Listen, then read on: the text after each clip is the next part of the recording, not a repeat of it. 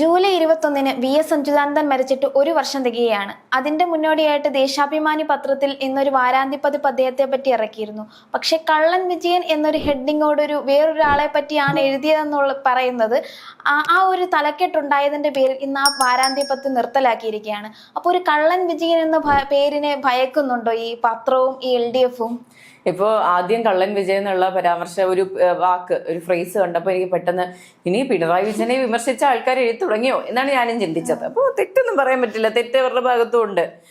സ്വാഭാവികമായിട്ടും ഇത്രയും വിമർശനങ്ങൾ ഉയർന്ന ഒരു മുൻ മുഖ്യമന്ത്രിയുടെ പേരിൽ കള്ളൻ എന്നൊക്കെ ചേർന്ന് പറയുമ്പോൾ അപ്പോൾ ജനങ്ങൾക്ക് തെറ്റിദ്ധാരണ ഉണ്ടായാലോ എന്ന് വിചാരിച്ചിട്ടായിരിക്കാം അങ്ങനെ ഒരു നീക്കത്തിനൊരുങ്ങിയത്. എന്തായാലും ഇത്ര അസഹിഷ്ണുതയുണ്ടോ എന്നാണ് ഞാൻ ആലോചിക്കുന്നത്. അപ്പോൾ അദ്ദേഹത്തിനോ അല്ലെങ്കിൽ പാർട്ടിക്ക് തന്നെ ഒരു ഭയം ഉണ്ടാകാം, കള്ളൻ എന്നൊരു പരാമർശം വന്നാൽ അപ്പോൾ അത് പിണറായി വിജയൻ തന്നെ ആയിരിക്കുമെന്ന് ആൾക്കാർ പറയും, അല്ലെങ്കിൽ ട്രോളുകൾ ഏറ്റുവാങ്ങേണ്ട ഒരു സാഹചര്യം ഉണ്ടാകുമെന്ന് സ്വാഭാവികമായിട്ടും വിചാരിച്ചിട്ടുണ്ടാകാം.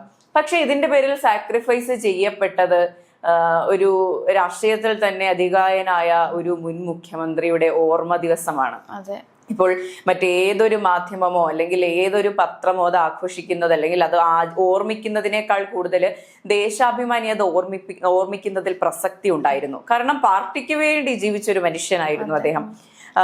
ഇപ്പൊ തമാശക്കാണെങ്കിൽ പോലും രാഷ്ട്രീയത്തിൽ ഓപ്പോസിറ്റ് നിന്ന ആൾക്കാർ കറിവേപ്പില എന്ന് വിളിച്ചിരുന്ന സമയമുണ്ടായിരുന്നു. കാരണം അദ്ദേഹത്തെ കാണിച്ചുകൊണ്ട്, അദ്ദേഹം മുഖ്യമന്ത്രിയാകുമെന്ന് പ്രതീക്ഷിച്ചുകൊണ്ട് പലരും വോട്ട് ചെയ്യുന്നൊരു സാഹചര്യം ഉണ്ടായിരുന്നു. പക്ഷെ അദ്ദേഹത്തെ വെട്ടി വീഴ്ത്തിക്കൊണ്ട് ആ പദവിയിൽ കയറിയിരുന്ന ആളായിരുന്നു പിണറായി വിജയൻ. അപ്പോൾ ചിലപ്പോൾ ഇതൊരു കോയിൻസിഡൻസ് ആയിരിക്കാം, പക്ഷെ ചിലർക്കെങ്കിലും അത് മറക്കാൻ കഴിയില്ല. ഈ ചെയ്തതൊരു ചതി ആയിപ്പോയി. കാരണം അദ്ദേഹത്തിന്റെ ആദ്യ ഓർമ്മ ദിനത്തിൽ സ്വന്തം പാർട്ടി പത്രം പോലെ അദ്ദേഹത്തെ മറക്കുന്ന ഒരു സാഹചര്യം, അതും ആദ്യഘട്ടത്തിലോ അല്ലെങ്കിൽ എഡിറ്റ് ചെയ്യുന്ന ഘട്ടത്തിലോ ഒന്നുമല്ല, അത് പ്രിന്റ് ചെയ്ത് പ്രസിദ്ധീകരിച്ചതിന് ശേഷം അതിന്റെ വിതരണമാണ് നിർത്തിവെച്ചിരിക്കുന്നത്. അപ്പോൾ പിണറായി വിജയന്റെ ഈ പറഞ്ഞ ഫേസിനാണോ അദ്ദേഹത്തിന്റെ പേരിനാണോ മുൻ മുഖ്യമന്ത്രി VS അച്യുതാനന്ദനേക്കാൾ വില എന്ന് ചോദിച്ചു പോകുന്നൊരു സാഹചര്യം ഉണ്ടാകും. ഇപ്പോ പെട്ടെന്ന് എന്നോട് കേരള രാഷ്ട്രീയത്തിൽ പെട്ടെന്ന് ഓർമ്മ വരുന്ന 2 രാഷ്ട്രീയക്കാരുടെ പേര് പറയൂ എന്ന് ആരെങ്കിലും എന്നോട് ചോദിച്ചാൽ എനിക്ക് പെട്ടെന്ന് ഓർമ്മ വരിക ഒന്ന് ഉമ്മൻചാണ്ടിയും ഒന്ന് VS അച്യുതാനന്ദനുമാണ്. അതിന്റെ പ്രധാന കാരണം എന്ന് പറയുന്നത്, ഞാൻ രാഷ്ട്രീയം കാണുന്നതും ന്യൂസ് കണ്ടു തുടങ്ങുന്ന കാലം മുതൽ ആക്റ്റീവ് പിക്ചറിൽ ഉണ്ടായിരുന്ന 2 നേതാക്കളാണിവർ. പ്രത്യേകിച്ച് വലിയ പ്രശ്നങ്ങളൊന്നുമില്ലാത്ത, അല്ലെങ്കിൽ പ്രശ്നമെന്നല്ല, നല്ലൊരു ഇമേജ് ഉണ്ടാക്കിയിട്ടുള്ള, ജനങ്ങൾക്ക് വേണ്ടി സാധാരണക്കാർക്ക് വേണ്ടി സേവനം ചെയ്തിട്ടുള്ള 2 രാഷ്ട്രീയ നേതാക്കൾ. ഇവർ നമുക്കറിയാം എല്ലാവർക്കും പ്രിയപ്പെട്ടവരായിരുന്നു ഇവർ. സ്വന്തം ലാഭം അല്ലെങ്കിൽ സ്വാർത്ഥ താല്പര്യങ്ങളൊന്നുമില്ല, എന്തെങ്കിലും പദവി വേണോ വേണ്ട, പക്ഷെ ഇവർക്കെല്ലാം നല്ലൊരു മുഖം ഉണ്ടാക്കി കൊടുത്തിട്ടുണ്ട്. കാരണം ജനപ്രിയരായിരുന്നു ഇവർ 2 പേരും. അപ്പോൾ ഒരു പാർട്ടി പ്രവർത്തകയല്ലാത്ത, ഒരു ഇടത് അനുഭാവിയല്ലാത്ത എനിക്ക് തോന്നുന്ന ഒരു കമ്മിറ്റ്മെന്റ് പോലും VS അച്യുതാനന്ദനോട് പാർട്ടിക്ക് തോന്നുന്നില്ലേ എന്നാണ് സ്വാഭാവികമായിട്ടും ചിന്തിച്ചു പോകുന്നത്. ഒരു തെറ്റും ചെയ്തിട്ടില്ലെങ്കിൽ പിന്നെ എന്തിനീ കള്ളൻ വിജയൻ എന്ന പേര് ഭയക്കണോ എന്നാണ് നമ്മളെല്ലാവരും ചിന്തിച്ചു പോകുന്നത്. VS അച്യുതാനന്ദൻ പറയുന്ന ഒരു വ്യക്തിയുടെ പേരിൽ ഒരു വാരാന്ത്യ പതിപ്പിറക്കും മുമ്പ് നേരത്തെ പറഞ്ഞതുപോലെ എഡിറ്റിങ്ങും നമുക്കറിയാം എത്ര പ്രൊസീജിയേഴ്സ് കഴിഞ്ഞിട്ടായിരിക്കും പത്രം അച്ചടിച്ച് വരുന്നത്. അന്നേരം ഒന്നും കാണാത്തൊരു കാര്യമാണ് അച്ചടിച്ച് കഴിഞ്ഞപ്പോൾ കണ്ടിരുന്നത്. അതും കള്ളൻ. ഇപ്പം അവർ എഴുതിയവർ തന്നെ ഫേസ്ബുക്കിൽ ഒരു കുറിപ്പിട്ടിരുന്നു, എൻ്റെ തെറ്റുകൊണ്ടാണ്, ഞാൻ അറിയാതിരുന്നത്, വേറൊരു വ്യക്തിയെ പറ്റി എഴുതിയതാണ് എന്ന്. നമ്മൾ അന്നേരം ഒന്ന് ചിന്തിച്ചു, ഇനി പിണറായി വിജയൻ തന്നെ ആയിരിക്കുമോ കള്ളൻ വിജയന്റെ അടിയിൽ? നേരത്തെ പറഞ്ഞ VS അച്യുതാനന്ദനെ ഒരു മൂലയ്ക്കാക്കാനുള്ള ഒരു പ്രധാന കാരണവും പിണറായി വിജയൻ തന്നെ ആയിരുന്നു. അപ്പം ഇത്രയും വലിയൊരു വ്യക്തിയെ പറ്റി ഒരു ചെറിയ കുട്ടികൾ വരെ അനുകരിക്കുകയും ഒരുപാട് ഇഷ്ടപ്പെടുകയും ചെയ്തിരുന്ന വ്യക്തികളായിരുന്നു VSും ഉമ്മൻചാണ്ടിയും ഒക്കെ. അപ്പൊ ഈ VS അച്യുതാനന്ദന്റെ ഓർമ്മ ദിവസം ഈ പത്രം നിർത്തിയതും അച്ചടിക്കാതെ ജനങ്ങൾക്ക് എത്തിക്കാത്തതും ഒക്കെ ഒരു കരട് തന്നെയാണ് ഇപ്പൊ നമ്മൾ കാണുന്നത്. അതെ, തീർച്ചയായിട്ടും. ഇപ്പോൾ ഇത് ഇന്ത്യ തന്നെയല്ലേ രാജ്യം, നമ്മൾ കേരളത്തിൽ തന്നെയല്ലേ ജീവിക്കുന്നത്. ഇത്രയ്ക്ക് ഒരാളുടെ ഫേസ് സേവ് ചെയ്യാൻ അല്ലെങ്കിൽ ഒരാളുടെ ഇമേജ് സേവ് ചെയ്യാൻ വേണ്ടി ഏതറ്റം വരെയും പോകുന്നൊരു സാഹചര്യമാണോ ഉള്ളത് എന്നുള്ളൊരു ചോദ്യം വരും. ഇപ്പോൾ ഉയർന്നു വരുന്ന മറ്റൊരു കാര്യം എന്ന് പറയുന്നത് CPM-നുള്ളിലെ കോക്കസ് ഗ്രൂപ്പ് പ്രബലമാണ് എന്നുള്ളൊരു ടോപ്പിക്കാണ്. അതായത് MP ഗോവിന്ദൻ, പിണറായി വിജയൻ പോലുള്ള വളരെ സമുന്നതരായ, പാർട്ടിക്ക് വേണ്ടി തീരുമാനങ്ങൾ എടുക്കുന്ന, തങ്ങളാണ് പാർട്ടി എന്ന് സ്വയം ചിന്തിക്കുന്ന ആ ഒരു കോക്കസ് ഗ്രൂപ്പ് പറയുന്നത് പോലെ മാത്രമാണോ കാര്യങ്ങൾ മുന്നോട്ട് പോകുന്നത് എന്നുള്ളൊരു സംശയം ഇവിടെ ഉണ്ടാകുന്നു. അതിൽ തെറ്റ് പറയാൻ കഴിയില്ല. ഇപ്പോഴും VS അച്യുതാനന്ദന് വേണ്ടി പാർട്ടിയിൽ നിൽക്കുന്നവരുണ്ട്. ഇപ്പൊ VS അച്യുതാനന്ദന്റെ പേഴ്സണൽ സ്റ്റാഫ് ആയിരുന്ന നമ്മുടെ സുരേഷ് നമ്മുടെ മലമ്പുഴയിൽ മത്സരിച്ചിരുന്നു. അദ്ദേഹം പറഞ്ഞ കുറെ കാര്യങ്ങളുണ്ട്. VS അച്യുതാനന്ദൻ ഒരു കമ്മ്യൂണിസ്റ്റുകാരനായിരുന്നു, കറതീർത്ത കമ്മ്യൂണിസ്റ്റുകാരനായിരുന്നു. എന്നിരുന്നാൽ തന്നെയും പാർട്ടിയുടെ പല നിലപാടുകൾക്കും എതിരെ അദ്ദേഹം നിന്നിട്ടുണ്ട്. കാരണം അദ്ദേഹത്തിന് ഒരിക്കലും അംഗീകരിക്കാൻ കഴിയാത്ത പലതും പാർട്ടി ചെയ്തിട്ടുണ്ട്. ഇപ്പൊ അവസാന നാളുകളിലാണെങ്കിൽ പോലും അദ്ദേഹത്തെ കുറെ തഴഞ്ഞിട്ടുണ്ട്. അദ്ദേഹത്തിന് ഒരു സ്പേസ് കൊടുക്കാതെ, ഈ പറയുന്നത് പോലെ പിണറായി വിജയൻ തന്നെയായിരുന്നു VS അച്യുതാനന്ദനെ ഒരു സൈഡിലേക്ക് ആക്കി അവിടെ കയറി ഇരിക്കാനുള്ള വലിയ കാരണമായതും.